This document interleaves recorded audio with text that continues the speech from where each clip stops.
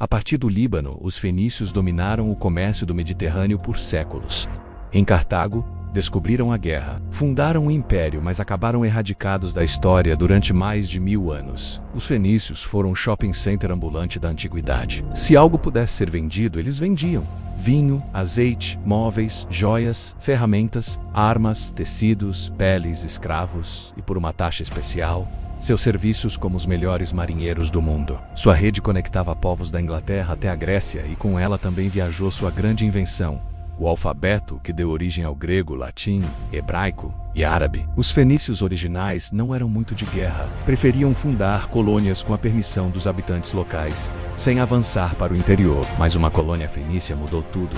Cartago se tornou um verdadeiro império, e por pouco não pôs abaixo o futuro Império Romano. Como a criatura superou o Criador e como ambos foram varridos da história, é o que veremos a seguir.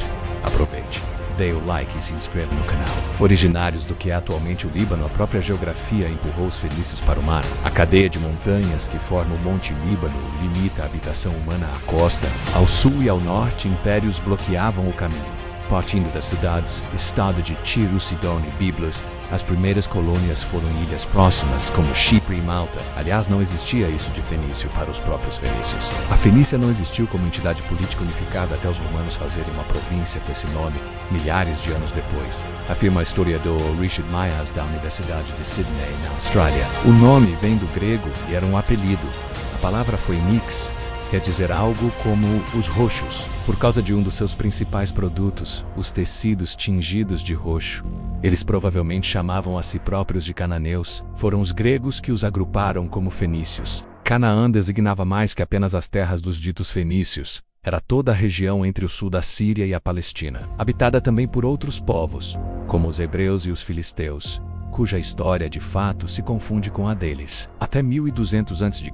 não havia diferença entre a história das cidades do litoral e do interior. Ou seja, nós temos uma civilização sírio-palestina, não fenícia. É só com a independência das cidades-estado que começa a história fenícia propriamente dita, afirmou o historiador italiano Sabatino Moscati de Fenícia. O que fez surgir o comércio fenício foi o chamado colapso da Idade do Bronze, que ocorreu por volta de 1200 a 1100 a.C. Por motivos não muito claros, grandes civilizações como egípcios, gregos micênicos e hititas entraram em rápida decadência. O vácuo de impérios permitiu às cidades-estado uma independência inédita, que propiciou o surgimento de sua rede comercial. No começo, os fenícios ofereciam os produtos de sua própria região para os vizinhos. Madeira de cedro do Líbano, o mesmo material do qual seus barcos eram feitos, e tecidos pintados com extrato dos caramujos do gênero murex, de um púrpura belo e intenso. Conforme novos povos entravam em sua rede comercial, os fenícios apresentavam produtos de outros povos que conheciam.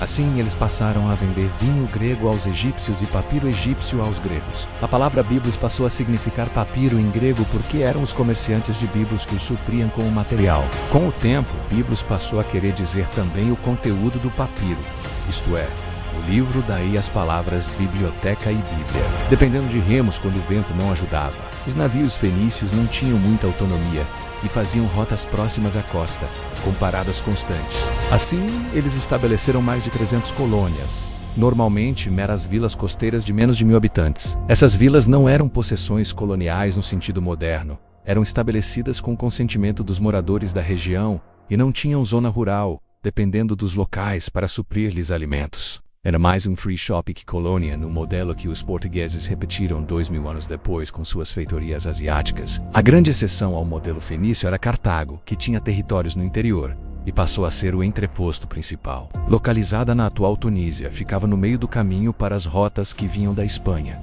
e próxima da Sardenha e Sicília. O preço da paz, a independência e prosperidade vinham a um custo em espécie. O método fenício de sobrevivência era basicamente pagar pela paz. Sem um grande exército e sem qualquer aliança durável entre as cidades-estado, eles sobreviviam por causa de sua conveniência para os impérios vizinhos. Com a imensa fortuna de sua rede de comércio, aplacavam a ira dos conquistadores com tributos. Assim eles sobreviveram ao novo reino do Egito e o reino de Israel, que os tornaram vassalos protegidos mediante pagamento. A paz fenícia aguentou até o Império Neo-Assírio, que aceitou seus acordos por alguns séculos. Na década de 730 a.C., no entanto, o rei Tiglat-Pileser III invadiu e conquistou Tiro. Então a cidade fenícia mais próspera. Tiro não foi destruída, mas perdeu muito de sua autonomia. A conquista dos assírios seguiriam dos persas sob Ciro I e a dos macedônios de Alexandre Magno, que arrasaram a cidade. Nada restaria da Fenícia original, exceto sua maior criação, Cartago. Fundada em 814 a.C., Cartago começou a receber migrantes do Oriente Médio conforme a situação piorava e tornou-se independente em 650 a.C. Em 308 a.C., virou república. Cartago aprendeu uma lição com sua antiga metrópole. Dinheiro não podia comprar a paz indefinidamente. O Império Cartaginense venceu uma série de guerras contra os romanos. A última dessas guerras, chamada Guerra Púnica, acabaria tendo um custo inesperado. Ela tornaria seus aliados, os romanos, em inimigos mortais. Cartago deve ser deletada. Os romanos saíram da guerra confiantes em sua capacidade militar e menosprezando a dos cartaginenses, que tiveram várias derrotas. Sob o pretexto de uma aliança com um grupo de mercenários, os romanos declararam guerra a Cartago em 264 a.C., iniciando a Primeira Guerra Púnica. Roma vence, ficaria com a Sicília e cobraria tributos. Para pagar tais impostos, os cartaginenses expandiram seu domínio na Espanha pela via militar, tomando cidades dos celtas locais. Um desses locais era Saguntum, cidade protegida por Roma. Assim começou a Segunda Guerra Púnica. Sob o comando de Aníbal Barca e com o apoio de aliados africanos, a guerra começou com uma surpreendente ofensiva cartaginense, em que os exércitos cruzaram os Alpes com elefantes de guerra e impuseram várias derrotas aos romanos. Mas a guerra se prolongou demais e terminou em outra derrota de Cartago, que perdeu a Espanha e se tornou um estado cliente de Roma. Os sentimentos de vingança pela quase derrota nunca foram esquecidos. A Terceira Guerra Púnica foi simplesmente o massacre de Cartago. A frase "delenda este Cartago" vem dos discursos do senador Cato para convencer os romanos a deletar a cidade. E deletada ela foi, a população foi escravizada, a cidade queimada e a história dos fenícios apagada. Quase tudo o que sabemos sobre eles vem dos gregos e romanos, porque seus textos em papiro não resistiram a tantas depredações. Um fim tragicamente irônico para o povo que inventou o alfabeto. Grandes ideias, grandes negócios para se tornarem os donos do Mediterrâneo, os fenícios fizeram uso de diversas inovações, a maioria delas relacionada à tecnologia naval. Os navios de guerra usados pelos romanos e gregos eram basicamente uma criação fenícia. Foi deles a ideia de construir um navio a partir de um esqueleto posto numa doca seca. A partir da quilha central, outra invenção sua, seus navios foram os primeiros a ter leme. Também foram eles que tiveram a ideia de distribuir os remadores em duas linhas, criando a birreme, que depois ganharia mais uma linha, tornando-se a trirreme. Esses eram navios de guerra.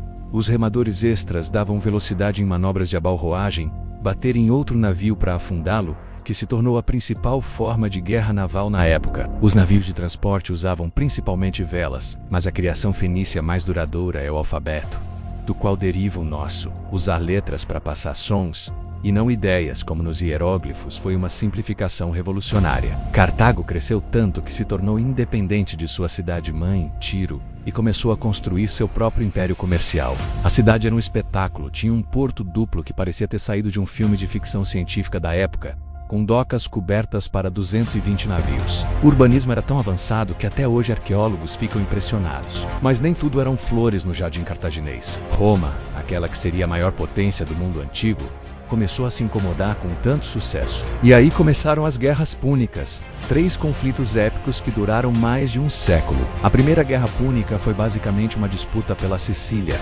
Roma, que mal tinha marinha, teve que aprender a construir navios copiando um navio cartaginês encalhado.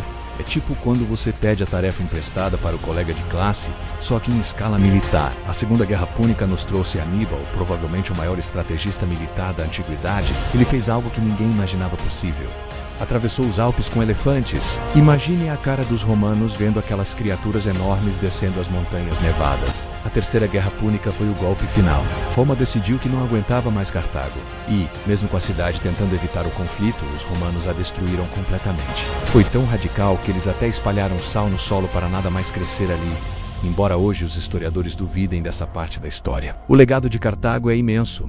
Eles nos deixaram técnicas de navegação, práticas comerciais avançadas e uma história rica em cultura e desenvolvimento. A cidade que hoje ocupa o local, Tunis, ainda guarda vestígios dessa civilização impressionante. Mas o que mais me fascina em Cartago é como ela nos mostra que o sucesso pode despertar inveja e como é importante sempre estar preparado para mudanças. O sucesso comercial, financeiro e tecnológico da China comunista atual é um exemplo raro de como um país que viveu um século de humilhações pode despertar a inveja e a ira das potências imperialistas ocidentais. Contudo, a China talvez não cometa os mesmos erros estratégicos de Cartago, tanto nos aspectos militares como na guerra comercial que vem sendo travada com os Estados Unidos. Muito obrigado por assistir o vídeo até aqui e nos vemos na próxima estratégia.